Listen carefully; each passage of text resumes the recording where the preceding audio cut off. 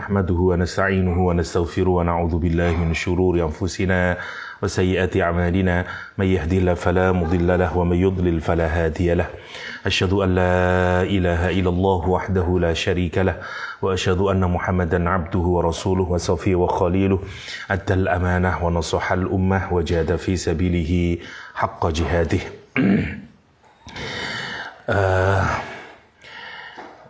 Rekan-rekan semua yang dirahmati Allah Subhanahu wa taala, kita melanjutkan tadabbur kita terhadap surah Hud ya.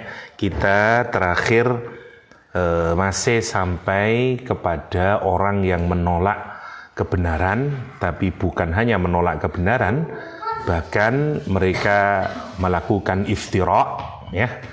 Dan banyak hal yang mereka lakukan. Kalau kita lihat kemarinnya, nanti kita daftar apa saja kesalahan mereka itu.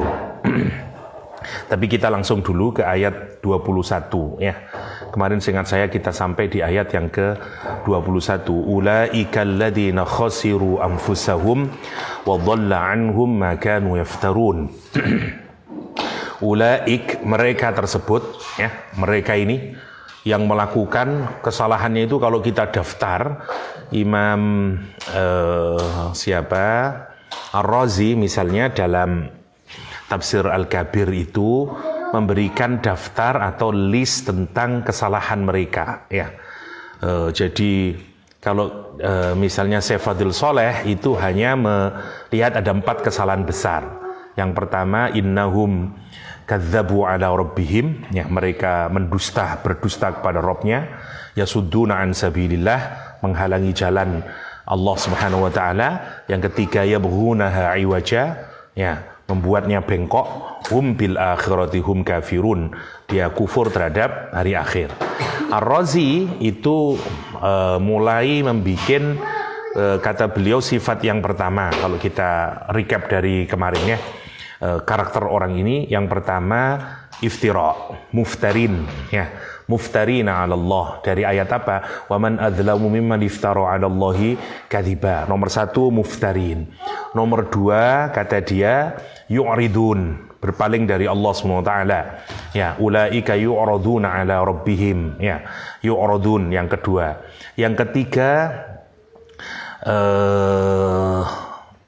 mendapatkan kehinaan dan hukuman dari Allah Subhanahu wa taala. Beliau mengambil dari ayat wa yaqulul ashhad haula'il ladzina kadzabu ala rabbihim ya, khusulul hizzi wan nikal wal fadhihah al 'azimah. Nomor 3. Nomor 4 kata Imam Ar-Razi mal'unin minallah ya, ala la'natullah 'ala adh-dhalimin. Yang kelima saddina an sabilillah, yaitu menghalangi dari jalan Allah SWT dari ayat alladzina yasuddu an sabilillah. Yang keenam kata dia sa'yuhum fi ilqa'i syubuhat wa ta'wijid dalail al-mustaqimah ya, jadi usaha-usaha mereka dalam melemparkan syubhat-syubhat dalam agama, pembengkokan dari petunjuk-petunjuk jalan yang lurus, ini kerjaannya mereka. Yang ketujuh kafirun, mereka ini hum bil akhirati hum kafirun. Yang ke-8 ajizina 'anil firar min adzabillah, mereka lemah dari lari dari azab Allah Subhanahu wa taala. Dari mana? Ulaika lam yakunu mu'jizina fil ard. Yang ke piro mawis 8 9 kok ndak ono, kok moro-moro 14 saya ini. Di mana yang 9 nek?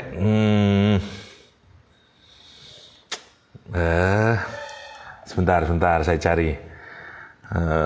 Tadi sampai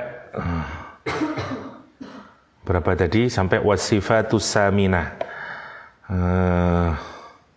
Kok hilang terus? Sebentar ya. Penting soalnya, Rek. Ini kalau didalami menarik sebenarnya, karena ini menjadi orang yang disebut oleh Al-Quran sebagai al-akhsarin, bukan khosirun. Bahkan nanti kalimatnya menggunakan al-akhsarin ya, amat sangat. Ini yang puncaknya orang yang merugi, kata Allah Subhanahu wa taala ya.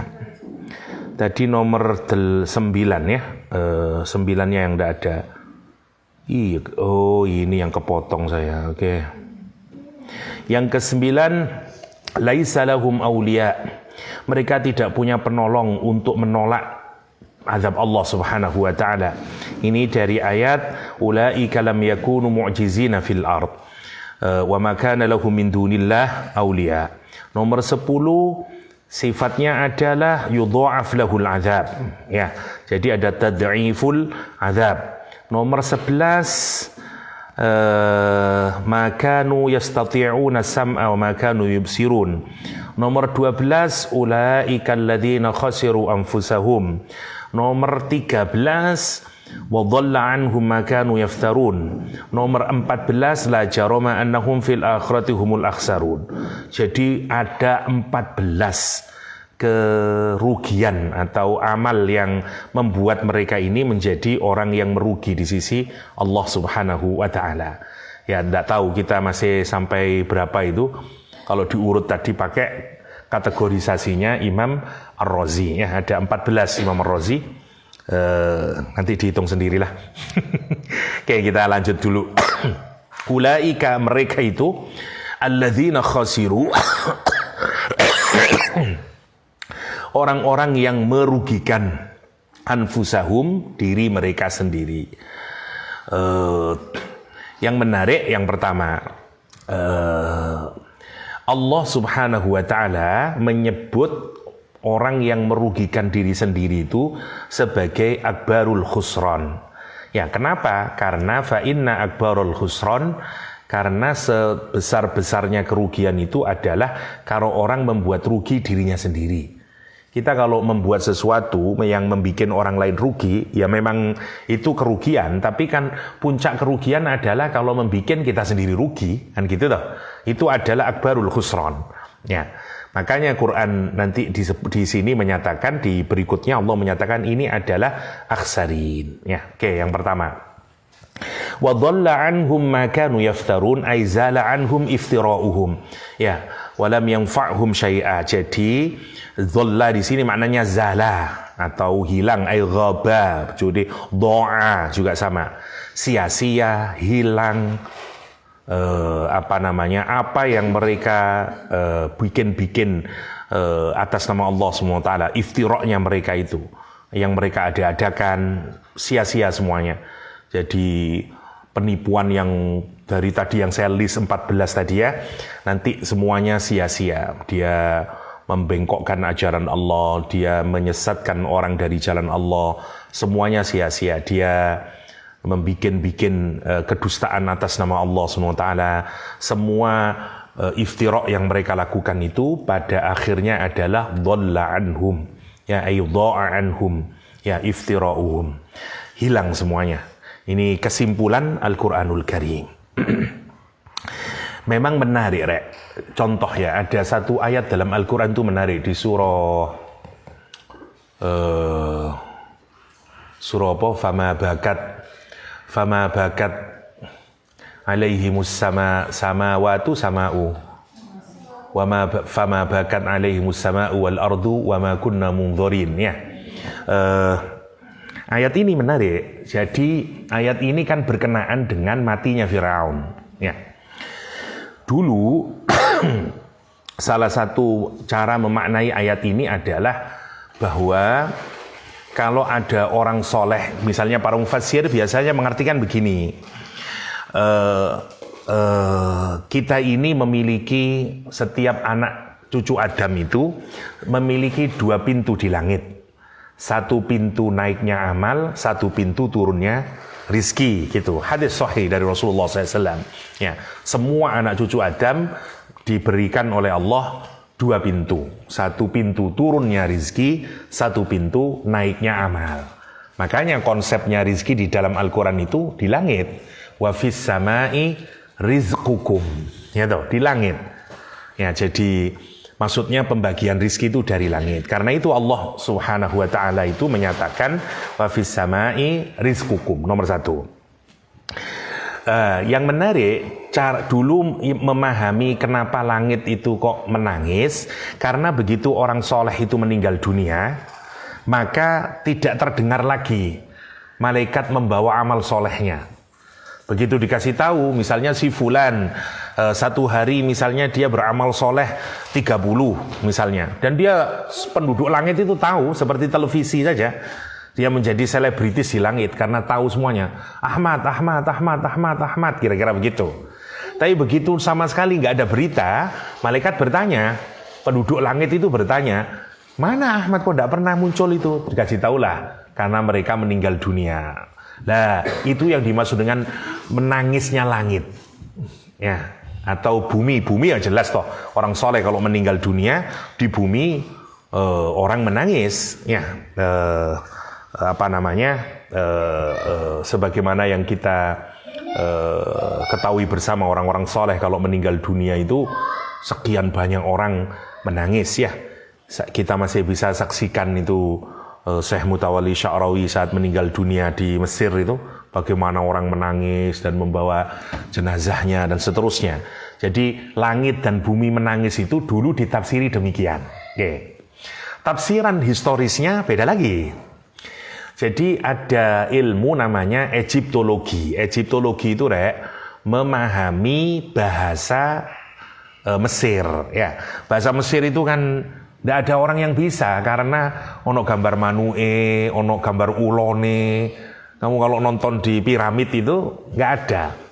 Jadi orang mulai tertarik dengan peninggalan Mesir itu dengan cara mempelajari bahasa Egypt. Alhamdulillah ada terkenal ya di Inggris sana itu, di Museum Inggris ada namanya Rosetta Stone namanya, batu Rosetta, itu peninggalannya Firaun. Di situ ada tulisan dalam 3 bahasa. Bahasa Inggris kuno yang pertama, yaitu lupa saya lah. Pokoknya bahasa Inggris, bahasa Mesir kuno. Terus yang kedua bahasa apa? Yang ketiga bahasa Yunani. Jadi ditulis 3. Inilah cikal bakal orang mulai bisa memahami bahasanya Fir'aun yang sudah mati. Nggak ada orang di dunia ini sekarang yang ngomong dengan bahasanya Fir'aun, kan gitu toh ceritanya itu. Nah, batu ini memudahkan menghidupkan kembali bahasa Fir'aun yang sudah lama mati itu, karena ada 3 bahasa di situ itu yang menarik, Rek. Jadi sampean bisa cek nanti Rosetta Stone UK Library, misalnya British Library, di situ ada. Jadi sebentar ya, jadi ada 14 baris Mesir kuno namanya hieroglyphs, 32 bahasa demotik terjemahannya, terus 54 terjemahan dalam bahasa Yunani. Jadi 14 baris bahasa Mesir kuno diterjemahkan dalam 2 bahasa. Inilah yang kemudian mulai orang tertarik. Yang menarik, ada batu piramid yang bentuknya kayak begini nih, Rek. Nah, ini. Jadi ini ada tulisannya di tengahnya ini. Orang akhirnya setelah studi, ada orang barat namanya, lupa saya, umur dia itu menguasai bahasa Ibrani macam-macam, dan dia orang pertama yang memecahkan, bisa sampai bisa berbahasa Fir'aun kuno. Bayangin wong barat itu ya, sampai sebegitunya. Nah, singkatnya, ternyata di piramid itu ada tulisan. Kalau dalam bahasa Inggris kemudian menjadi, kalau di bahasa Indonesia kan menjadi, langit menangis untukmu, bumi menangis untukmu, ketika kamu naik menjadi bintang. Itu. Jadi keyakinannya orang Egypt itu bahwa Fir'aun itu dianggap sebagai keturunannya atau anaknya Dewa Langit. Ya, Dewa Langit itu namanya Dewa Ra. Nah, dia punya anak, karena Dewa Ra mengatur langit, anaknya ditugaskan mengatur bumi. Dengan dalih itulah Fir'aun menyatakan, saya ini anaknya Tuhan, yang memang punya hak otoritatif untuk ngatur bumi. Makanya dia dianggap sebagai keturunannya Dewa Ra. Nanti kalau mati, dia naik ke atas lagi menjadi bintang. Nah, orang Mesir menulis kematian Fir'aun itu dengan kalimat menarik, langit menangis untukmu, bumi menangis untukmu ketika kamu naik ke atas menjadi bintang. Quran mengkritik itu mengkritik kalimat itu dengan menyatakan langit tidak menangis untukmu, bumi tidak menangis untukmu. Kenapa? Karena perbuatanmu yang sangat jahat itu. Karena itu Quran menyatakan fama bakat alaihimus sama wal ard wa ma kunna munzirin. Menarik ya. Jadi ayat ini zaman modern sekarang berubah cara memaknainya. Sampean kalau melihat tafsir manapun saja tidak ada yang memaknai begitu. Kenapa? Karena dulu belum ada ditemukannya piramid itu. Gitu menariknya. Ini yang menyebabkan kenapa Quran itu selalu up to date terus, Rek. Terutama dalam kaitannya dengan sejarah. Ya. Makanya misalnya kayak bahasan kita kemarin tentang Bani Israel, saya lebih cocok dengan penjelasannya Syekh Mutawalli Sya'rawi. Meskipun kalau sampean baca kitab tafsir apapun saja, semuanya merujukkan sudah terjadi ketentuan Allah yang kedua itu. Tetapi Syekh Mutawalli Sya'rawi enggak. Ya, menarik. Meskipun debatnya kuat. Saya kasih contoh debatnya ini yang menarik. Kalimat ibadal lana. Bagi kelompok yang di sini yang menyatakan bahwa hukuman terhadap Bani Israel yang kedua itu juga sudah terjadi karena Quran menggunakan kata ibadal lana. Nah, mereka begini. Saya jelasin dulu yang di sini ya, pendapat yang Syekh Mutawalli Sya'rawi dan para penafsir modern. Kata beliau tidak mungkin ini terjadi sebelum Nabi Muhammad hidup, diangkat jadi nabi. Karena Quran menggunakan kata ibadal lana, ya. Fa idza jaa wa'du ulahuma ba'asna 'alaihim ibadal lana uli ba'sin syadidin fajasu khilalat diyar, kan begitu. Lah ibadal lana ini yang jadi problem, clue-nya. Lah bagi ulama yang modern menyatakan kata abdun itu memang jamaknya kan bisa dua, bisa ibad, bisa abid, kan gitu. Lah kalau ibad memang penggunaannya dalam Al-Quran selalu untuk orang beriman. Wa ibadur rahman fawajada abdan min ibadina subhanalladzi asra bi abdihi, dan seterusnya. Semuanya untuk orang yang beriman. Kalau abid itu memang untuk orang beriman dan tidak beriman.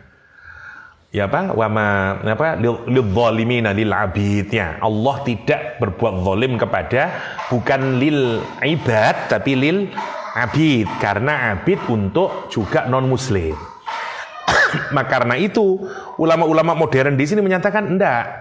Kalau itu dikaitkan kepada Nebukadnezar, dikaitkan kepada Titus, dikaitkan kepada Herodos yang menghancurkan Yerusalem, enggak cocok karena mereka non muslim semuanya. Kan Quran menggunakan kata ibadal lana. Tapi lihat, yang di sini menarik juga, Rek. Ibnu Ashur misalnya menyatakan, kenapa kata dia? Loh beda. Karena kalau hambanya Allah yang beriman, kalimatnya Quran menggunakan ibadina. Nah, kalau hambanya Allah yang tidak beriman, Quran menggunakan ibadal lana, kata dia. Coba debatnya para mufassirin itu. Tapi saya tetap yang lebih kuat menurut saya tetap yang di sini. Ya, tapi ayat-ayat tentang sejarah itu ternyata menarik. Dia tidak berhenti ditafsiri. Ulama menafsiri baru lagi, menarik ya. Karena ditemukan fakta baru lagi dalam kajian sejarah. Ya. Apalagi tentang Haman dan seterusnya, tentang Tuhan. Saya punya fotonya, misalnya kalau sampean lihat misalnya kalau sampean lihat lihat kisah kejadiannya, kisah Nabi Ibrahim mencari, yang biasanya oleh sebagian mubaligh dianggap mencari Tuhan, itu kan kesannya Nabi Ibrahim berbuat syirik, ya dah. Karena awalnya tidak tahu kalau itu Tuhan, makanya dia menyangka 3 objek yang disebutin di ayat tersebut. Ya, satu bintang, kan begitu. Yang kedua matahari, yang berikutnya adalah bulan, kan begitu. Sebentar, kok tidak bisa ini. Ditaruh di mana ya? Sebentar ya.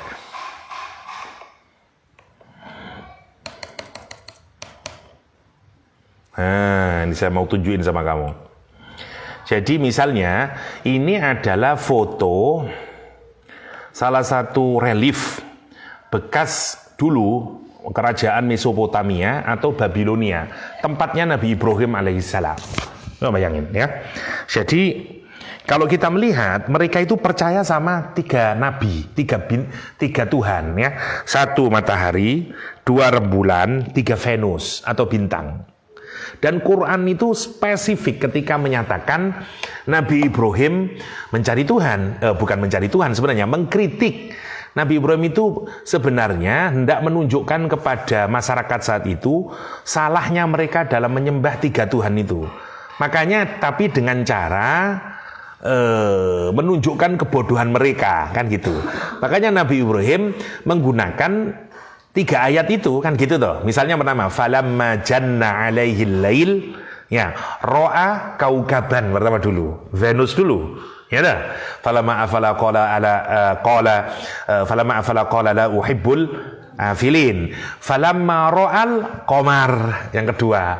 Ya dah. Bazihon qala hadza rabbi falamma afala qala la illam yahdini rabbi la akunanna minal qawmidh dhallin. Falamma ra'as samsa bazighatan. Ya, jadi 3. Dan itu cocok dengan Tuhannya Babilonia saat itu. Coba pengetahuan dari mana Nabi Muhammad SAW itu? Tidak mungkin, Rek. Itu keajaiban Quran dari sisi sejarah, rekamannya itu, dan presisi penjelasannya itu. Makanya ayat ini bukan Nabi Ibrahim mencari Tuhan, enggak. Nabi Ibrahim itu tahu yang disembah itu ada 3 Tuhan, dan karena itu kemudian diadres oleh Nabi Ibrahim alaihissalam. Itu maksudnya ya. Sebagai tambahan, kebanyakan saya jadi menarik untuk melihat bagaimana Al-Quran itu ketika menjelaskan tentang salah satu keajaibannya yaitu sejarah ya. Oke. Ulaika alladziina khasiru anfusahum wa dhalla 'anhum ma kanu yaftarun. La jarama annahum fil akhirati humul akhsarun. La jarama makna yang pertama pasti, bermakna haqqun. La jarama artinya tapi pasti. Ya, la jarama bermakna pasti, kata Imam Syibaweh. Jadi maknanya pasti, annahum fil akhirati humul akhsarun. Sesungguhnya mereka di akhirat, mereka itulah al-akhsarun, orang yang paling merugi. Ya, kalimatnya bukan la jarama annahum fil akhirati minal khasirin, enggak, atau la jarama annahum fil akhirati humul khasirun, juga enggak. Menarik, ini unik sekali ayat 22 ini. La jarama annahum fil akhirati humul akhsarun. Kenapa? Karena tadi itu 14 karakter tadi yang didaftar oleh siapa? Imam Razi tadi ya. Mana yang kedua dia mengartikan la jarama maksudnya la sadda wala man'a. Ya, tidak ada halangan, tidak ada halangan artinya pasti, karena tidak ada sesuatu pun yang menghalangi, sehingga kepastian ya. Itu maknanya la jarama, untuk menunjukkan orang ini nanti ya yang melakukan perbuatan tadi itu fil akhirati humul akhsarun. Ya, kalau singkatnya kenapa? Ya tadi itu kadzabu ala rabbihim yasudduna an sabilillah yabghunaha iwaja hum bil akhirati hum kafirun. Oke, itu yang disebut dengan orang al-akhsarin. Oke. Kita lanjutkan satu ayat lagi barangkali atau berapa? Innal ladzina amanu wa 'amilus shalihat wa akhbatu ila rabbihim ulaika ashabul jannah hum fiha khalidun. Sekarang Allah bergeser setelah menjelaskan tentang orang yang disebut sebagai al-akhsarun. Sekarang orang yang disebut sebagai ashabul jannah. Innal ladzina amanu, sesungguhnya orang-orang yang beriman, ya, tidak ada yang sudah sering ini ya, tidak perlu diurai lagi. Wa amilus solihat, dan yang beramal soleh. Wa akhbatu ila rabbihim. Nah, kata akhbat ini yang penting ya. Wa akhbatu, al-ikhbat ay al-khusyu'. Kata jadi kalau ada perasaan takut, khusyuk di dalam hati, lah kemudian membuat hati itu menjadi tentram, namanya ikhbat. Berasal dari kata al-khabtu, artinya adalah al-ardul mustawiyah, tanah yang lapang, al-wasi'ah, yang luas. Nah, digambarkan kalau kita melihat tanah yang lapang dan luas, itu kan gambarannya tenang, kan ngono toh rek. Itu cara orang Arab menggambarkan tumakninah, relaksasi dan seterusnya. Nah, dari kata itu kemudian akhbatu di sini dimaknakan. Jadi orang yang khusyuk, tunduk patuh, tumakninah, inabah ilallah, ya, al-mustamirrah, kata para ulama untuk mengartikan kata akhbatu ini. Jadi intinya akhbatu adalah orang yang khusyuk, tunduk patuh, tentram jiwanya untuk beribadah kepada Allah Subhanahu wa taala. Ya, jadi kalau orang begini, dia itulah yang disebut oleh Al-Qur'an sebagai ashabul jannah, ashabul jannah. Hum fiha khalidun. Kita skip saja karena sudah sering ya. Masalul fariqaini kal'a'ma wal asam wal basir was sami' hal yastawiyani mathala afala tadhakkarun. Masalul fariqain, perbandingan keduanya, perumpamaan dari kedua firqah tersebut, kal'a'ma wal asam wal basiri was sami'. Ya. Perumpamaan mereka ini seperti orang a'ma wal asam, buta dan tuli. Jadi orang kafir berarti disamakan dengan orang yang a'ma wal asom. Apa berarti rek? Buta dan tuli, hanya tidak bisa ngomong, ya, orang kafir. Kenapa kok orang kafir digambarkan tidak bisa ngomong? Karena di ayat ini orang kafir mendebat Allah. Iftira, ya sudduna an sabilillah. Karena itu mulutnya dia bisa berbicara. Jadi Quran menggunakan perbandingan itu dengan a'ma wal asam karena justru matanya sama telinganya yang tidak berfungsi gambarannya. Sementara orang mukmin digambarkan dengan al-basir was sami', ya, orang yang melihat dan orang yang mendengar. Ya. Hal yastawiyani masalah, adakah sama di antara keduanya? Satu, ada orang yang buta tuli sama orang yang melihat dan mendengar. Afala tadhakkarun, tidakkah kamu mengambil pelajaran darinya? Tidakkah kamu memikirkannya? Tidakkah kamu berefleksi dengannya? Dan seterusnya, kata Allah SWT. Gambaran dari karakter orang mukmin dengan karakter orang yang tadi yang disebut dengan akhsarun, yang tadi dia buta. Padahal kalau kita pikirkan, alat untuk tool kita untuk mendapatkan kebenaran, mendapatkan ilmu, ya, adalah dua itu, yaitu mata dengan telinga. Nah, kalau ini sudah tidak ada, ya orang tidak mungkin mendapatkan ilmu, mendapatkan hidayah, dapat kebenaran, tidak bisa. Al-a'ma wal asam, ya. Karena itu Quran menggambarkan beda banget antara orang yang melihat dan mendengar dengan orang yang buta dan tuli, ya. Saya tidak memperpanjang ya, tidak ada yang susah, insyaallah. Kita langsung masuk sekarang ke topik baru sudah. Jadi intinya ayat yang di atas itu menggambarkan dua karakter orang, satu orang mukmin dengan orang yang disebut Al-Quran sebagai al-akhsarun, ya, dengan karakternya tadi itu, ya. Nanti diingat-ingat sendirilah apa saja karakternya, ya. Kita sekarang masuk ke kisahnya Nabi Nuh. Mulai kita belajar tentang Nabi Nuh alaihissalam. Oke, yang pertama, kisah Nabi Nuh ini menarik untuk kita pikirkan. Kenapa? Karena dia adalah bapak kita kedua. Kita ini semua keturunannya Nabi Nuh alaihissalam. Ya toh? Karena Nabi Nuh itu ketika banjir bah itu tidak ada manusia lagi kecuali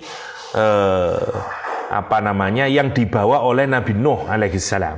Nah, sementara yang dibawa oleh Nabi Nuh pada akhirnya mati semuanya, tidak meninggalkan keturunan. Jadi hanya dari putranya Nabi Nuh itu yang melahirkan keturunan. Maka kita ini pasti merupakan keturunannya Nabi Nuh alaihissalam, gitu. Jadi bukan kaleng-kaleng ya. Kita ini keturunan dua nabi. Satu Nabi Muhammad Nabi Adam alaihissalam. Yang kedua adalah Nabi Nuh alaihissalam. Oke. Mari kita lihat bagaimana Allah menceritakan Nabi Nuh di surat Hud. Nanti mungkin akan kita gandeng dengan di tempat yang lain. Walaqad arsalna Nuhan ila qaumihi inni lakum nadhirum mubin. Salah satu yang sebenarnya menarik untuk dijadikan studi itu sebenarnya storytelling Al-Quran. Mungkin kalau anak jurusan PBA mungkin ya, PBA atau BSA itu menarik. Itu salah satu keunikan Quran itu juga yang sangat kuat adalah cara Allah menuturkan cerita. Karena menarik ya. Nah itu kalau dianalisa mesti asik gitu. Yeah. Kata Allah SWT, walaqad arsalna, dan sungguh-sungguh kami mengutus Nuhan, Nabi Nuh alaihissalam, ila qaumihi, kepada kaumnya, inni lakum nadhirum mubin, sesungguhnya aku bagi kalian, kata Nabi Nuh alaihissalam, nadhir yang pertama pemberi peringatan, mubin yang sangat nyata ya. Yang menarik, bukankah Nabi itu adalah basyiran wa nadhira? Kenapa Nabi Nuh kok hanya menggunakan kata nadhir, tidak ada kata basyir? Ini yang menarik kalau kita pikirkan. Kira-kira kenapa? Ada yang bisa mikirkan kenapa kok hanya nadhir? Kira-kira ya. Karena yang dihadapi oleh Nabi Nuh orang-orang yang membangkang terus, sehingga kemudian tekanannya oleh Al-Quranul Karim itu lebih kepada nadhir daripada basyir. Kalau kita lihat cara dakwahnya Nabi Nuh, sebenarnya di awal-awal Nabi Nuh menunjukkan basyironnya, ya kalau kamu bertaubat nanti akan dapat ini itu ya, dan seterusnya. Tetapi sebagaimana kita ketahui bersama, Nabi Nuh itu nanti didustakan, bayangkan saja berdakwah hingga 950 tahun lamanya. Ini kan gila toh, Dan menurut pendapat yang paling kuat, Nabi Nuh itu cuma dapat 80 orang selama 950 tahun. Itu kalau setahun berarti dapat berapa itu cuman kalau kita pikirkan, gitu loh. Masya Allah ya, Nabi Nuh alaihissalam. Oke, Allah menceritakan kisahnya Nabi Nuh itu nanti buat pelajaran buat kita, terutama dalam hal apa? Mulazamatus sabr, kesabaran dalam dakwah. Ya, atas apa? Ala adzal kuffar. Ya, jadi pelajaran yang paling mahal dari Nabi Nuh itu adalah belajar untuk tidak dihormati, belajar untuk tahan dicaci maki, belajar untuk ridho mendapatkan tantangan di dalam berdakwah. Gini, kadang-kadang kita ini kalau berdakwah ya atau menjalankan ajaran agama ini untuk ngajak orang menuju jalannya Allah SWT, itu kan ada dua toh. Kadang satu kita mendapatkan manisnya, entah ditepuk tangani orang, disukai orang, mendapatkan dunia, dihormati orang, itu semuanya bagian yang positif-positif. Ya, itu juga perlu belajar. Karena kalau enggak, nanti itu yang menjadi tujuan kita. Ya, pasti nanti akan digoda. Pasti kita akan ada ujiannya. Sampai enggak wis dadi mulai cemplung di masyarakat, ya. jadi ustadz ustadzah, jadi bunyai, jadi kiai dan seterusnya, mulai ikut berdakwah, pasti nanti ada ujiannya itu. Satu, ujian sing enak-enak itu, mulai dihormatin orang, semuanya lancar segala macamnya. Lah nanti apakah kita masih lurus ngajak orang kepada Allah SWT, atau kemudian justru kita hanya memenuhi selera pasar, ngikutin maunya orang, bukan ngajak orang kepada Allah SWT.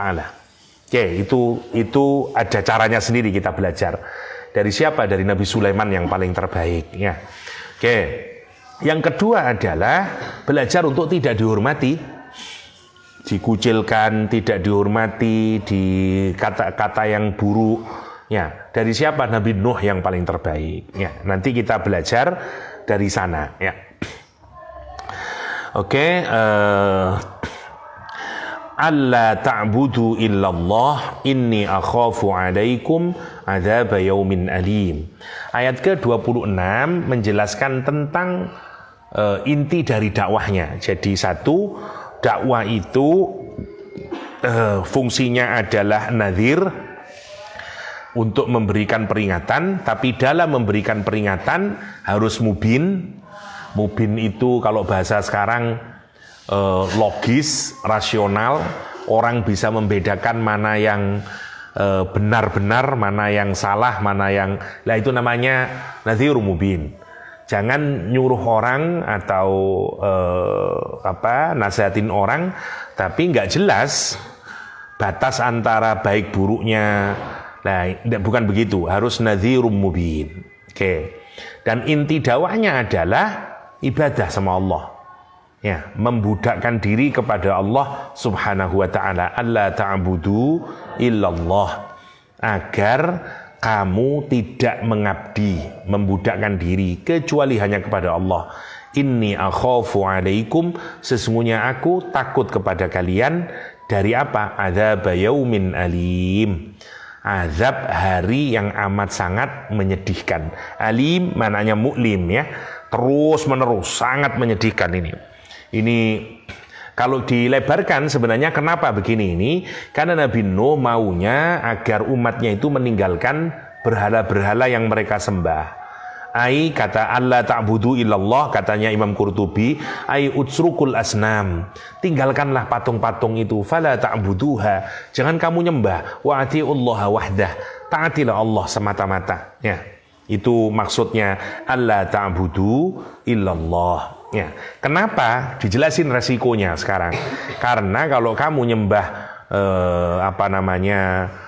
keliru, ya, menyembah patung-patung yang sebenarnya tidak boleh kamu membudakkan dirinya, maka aku takut. Lihat concernnya itu.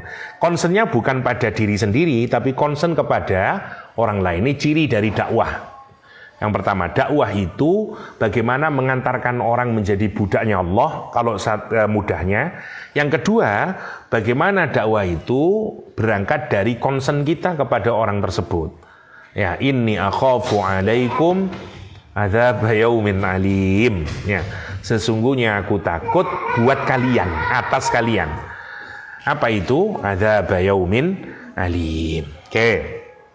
Quran memang tidak mendetailkan, tentu tugas kita untuk melihat di tempat yang lain dan seterusnya. Tapi intinya bisa digambarkan Nabi Nuh datang, fokusnya adalah pada membenahi keadaan, karena itu modelnya adalah nadhir, metodenya adalah mubin, fokusnya adalah Allah ta'budu illallah dan seterusnya. Itu polanya Nabi Nuh alaihissalam. Dan dijelaskan ini semuanya bukan karena siapa-siapa, karena Nabi Nuh takut bahwa nanti akan ada siksa dari Allah yang pasti itu. Nah, mendapatkan ini menarik. Yang pertama, ayat ke-28. Qalal mala'. Nah, yang paling pertama biasanya kalau kita berdakwah itu, kalau di tengah-tengah masyarakat nanti, yang menentang kita itu biasanya al-mala'. Al-mala' itu dari kata mala' ya, memenuhi ya. Bu Mamlu'ah ya, Bu Mamlu'. Mala'ah itu gini, dulu masyarakat itu selalu punya kursi-kursi elit yang hanya bisa ditempati oleh orang-orang tertentu. Seperti kayak jabatan RT, RW, kepala apalah dusun, kepala kadin, nah gitu-gitu itu. Nah itu hanya bisa diisi oleh orang-orang ini. Dalam bahasa Al-Quran disebut dengan al-mala', karena hanya mereka yang bisa fit in, yang bisa masuk di sana gitu.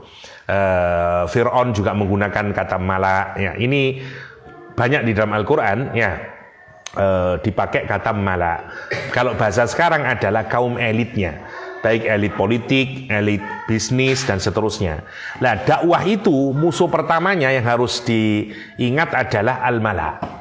Pertanyaannya, kenapa malak pertama yang selalu menentang dakwah? Karena dakwah itu kalau pada modelnya masih basyiron, malak tidak terganggu. Karena kepentingan malak tidak akan terganggu apa-apa. Tapi kalau sudah dakwah itu modelnya nadhiron, karena sekarang melakukan kritik, karena sekarang mulai melakukan pembenahan, lah malak ini kan yang menciptakan struktur sosial, bahasa sosialnya. Dia ini kaum elit yang membikin, kalau bahasa kerennya sekarang, social engineeringnya. Dia yang merekayasa kayak apa nanti. Kayak Indonesia yang merekayasa siapa? Ya eksekutif. Ya dan bikin nanti kayak begini dan seterusnya. Ya namanya al-mala. Namanya al-mala. Kita kan ngelihat dramanya semuanya itu siapa? Al-mala. Mulai dari hakim MK dan seterusnya, al-mala. Ya jadi mala itu begitu nanti ada situasi masyarakat yang zalim, datang Nabi ke sana melakukan kritik agar kembali lagi kepada Allah, mesti pertama kali yang kebakaran jenggot adalah al-mala. Di mana-mana itu. Ya, makanya Quran menyatakan dakwah Nabi Nuh penentangan pertama dari siapa? Al-mala. Faqala al-mala'u alladhina kafaru min qaumih. Berkata al-mala, ya, kaum elit dari kalangan orang kafir dari kaumnya ini, ma naraka illa basharan mithlana wa ma naraka taba'aka illa alladhina hum aradhiluna badhiyar ra'yi wa ma nara lakum alaina min fadlin bal nadhunnukum kadhibin. Lah ini wataknya orang itu gitu, kamu harus siap-siap nanti pulang ke kampung, atau mungkin nanti menikah dengan orang kamu tidak tahu dari mana, teruslah tinggal di kampung tersebut. Ada malak di kampung itu. Malak di RT itu dan seterusnya. Nah kamu mulai buka pengajian dan seterusnya. Nantilah ada, sopo itu? Arek kapan itu? Dan seterusnya dan seterusnya. Dalam batas tertentu pasti akan begitu. Nah, kita ini penting belajar, kalau nanti belajar dakwah itu melihat Nabi Nuh alaihissalam. Karena dari situ nanti kita melihat, lihat malaknya ini berkata, lihat kita ini misalnya kalau kita ini dihargai, kalau kita berdakwah terus mau dikritik, mestinya yang dikritik apanya? Isi dakwahnya yang dikritik, ya, bukan karakter orangnya. Satu sisi ini menunjukkan mereka merendahkan Nabi Nuh alaihissalam, tidak memberikan penghargaan sama sekali kepada Nabi Nuh. Kalau dihargai, maka yang dilihat dakwahnya apa sih? Kalau mau dikritik, ya kritik dakwahnya. Sama sekali tidak dikritik dakwahnya. Untuk apa? Dia tidak peduli dengan isinya. Tidak ada penghormatan sama sekali kepada konten dari dakwahnya Nabi Nuh alaihissalam. Akan tetapi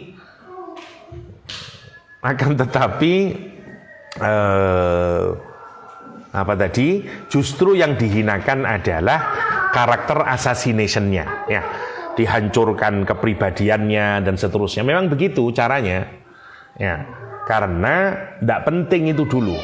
Kecuali nanti kalau sudah dianggap sama, orang itu akan mulai, oh sih ajarannya, lah begitu.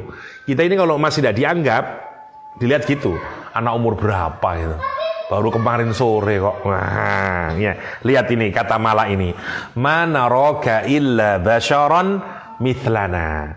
Mana roka, kami tidak melihatmu illa basharon, kecuali manusia mithlana seperti kami. Tapi yang menarik Quran itu ya, tidak menggunakan kata misalnya ma naraka illa insanan mislana, ma naraka illa basyaran mislana. Kenapa? Karena memang secara zahir sama, podo menungsone. Yang membedakan apanya? Otaknya. Yang membedakan apanya? Hatinya. Yang membedakan ada apanya? Konten dakwahnya. Lah itu tuh. Tapi justru itu yang tidak diadres oleh Al-Mala. Orang itu kalau sombong gitu, tidak penting itu isinya apa. Pokoknya bano salah. Itu caranya ya. Lihat Nabi Nuh itu digituin, padahal dia nabi, bayangkan itu ya. Masya Allah. Yang pertama kritiknya, ma naraka illa basyaran mithlana. Yang pertama. Atau kalau di tempat yang lain macam-macam dia menyatakan, masa Nabi kok jalan di pasar, Nabi kok minum makan seperti kita dan seterusnya. Yang kedua, wa ma naraka tab'aka ila alladhina hum aradhiluna. Lihat, wa ma naraka, dan kami tidak melihatmu ya, ittaba'aka, yang orang-orang yang mengikutimu itu, ila alladhina hum aradhiluna ya, kecuali orang-orang yang rendah di antara kami, orang-orang miskin di antara kami ya, orang-orang lawan dari kata al-mala yaitu aradhil ya. Jadi mereka ini rakyat jelata yang tidak memiliki posisi baik politik, ekonomi dan seterusnya. Yang menarik memang hampir semua ciri Nabi itu pengikut awalnya aradhiluna. Ya, itu memang begitu ya. Kata dia, kami tidak melihat orang-orang yang mengikuti kamu itu kecuali adalah aradhiluna, orang-orang rendahan di antara kami, orang-orang miskin di antara kami dan seterusnya. Badiyar ra'yi wa ma nara lakum alaina min fadlin. Ya. Ini orang-orang yang cepat sekali percaya sama kamu. Ini orang-orang yang bodoh, orang yang tidak bisa berpikir. Ya, dia mah percaya aja ini ya orang bodoh. Kira-kira begitulah cara dia untuk menjelekkan para pengikut Nabi Nuh alaihi salam. Ya, jadi kayak orang yang tidak berpikir mendalam, kayak orang yang tidak menganalisis, ya dia cuman ikut arus saja lah. Ada apa dia ikut badiyar ra'yi, kata dia. Ya, karena menghina siapa? Menghina orang-orang yang ikut Nabi Nuh alaihi salam. Ya, alaihi salam. Oke, itu karakternya yang pertama. Wa ma nara lakum alaina min fadlin, dan kami juga tidak melihat kamu memiliki kelebihan dari kami. Kenapa? Podo ae kok, sama makan, sama minum, tidak ada kelebihan kamu atas kami. Bal nadhunnukum kadzibin, akan tetapi kami yakin ya. Kata dhon biasanya dipakai di sini, kami berasumsi, kami meyakini kamu itu kadzibin, kamu itu pendusta. Nah lihat, semuanya tidak ada masalah konten, semuanya adalah karakter assassination. Apa poinnya? Kalau kita ini dakwah, kita dihancurkan semuanya ya, mulai karakter kita dan seterusnya. Jangan digubris, karena kalau itu bukan, ini cocok dengan Rocky Gerung ya. Rocky Gerung itu punya mental begitu. Kata Rocky Gerung, ya, kalau ada orang nyaci maki saya dan itu tidak pada diri saya, ya sudahlah, ngapain saya nganuin? Memang harus begitu. Nabi itu begitu. Dia tidak ngambil pusing. Ya. Lah, kenapa? Karena kepinginnya al-mala itu memang kita ikut apa yang mau, yang direncanakan oleh mereka. Jadi kalau kita itu dianggap orang yang tidak punya kelebihan, terus kita malah sibuk menunjukkan kita punya kelebihan, kita masuk dalam perangkapnya mereka. Ya, kalau misalnya kita dianggap orang yang tidak bisa menganalisis secara mendalam badiyar ra'yi, terus kita menunjukkan kita masuk dalam perangkapnya, sehingga kita hanya sibuk di sesuatu yang bukan tujuan utama, yaitu mengajak orang kepada Allah Subhanahu wa taala, alla ta'budu illallah. Jadi fokus saja, terus saja di ajaran yang memang kita lakukan. Kalau sampean nanti ngajar atau apalah yang ada berbagai macam, udah let them go saja. Wah ini jadi Itu yang dimaksud dengan tantangan yang pertama dilakukan oleh para malak. Jadi hati-hati dengan begitu itu, rek. Wis mesti gitu itu. Saya dulu awal-awal itu mau bikin madrasah awalnya dulu. Lah ditawarin orang suruh beli tanah itu. Memang saya tidak punya duit, tapi namanya itu pelit, gini-gini. Uangnya 2M gitu. Saya masih ingat itu. Istri saya, tekon di duit 2M. Kita punya uang 500 juta saat itu. Bulat beli tanah sama bangunan itu diperkirakan, sudahlah, mungkin habis 300 atau 400 saat itu. Nah, ada orang itu menawarkan tanahnya, ngotot mau dibeli. Kita bilang, enggak punya uang gini-gini. Uang ngomongnya di luar itu jelek-jelekin, dan seterusnya. Itu mulai awal mau pendirian pondok, rek. Dan terus itu ada aja. Karena kalau enggak gitu kita enggak akan bersih dalam berdakwah. Nanti ada aja.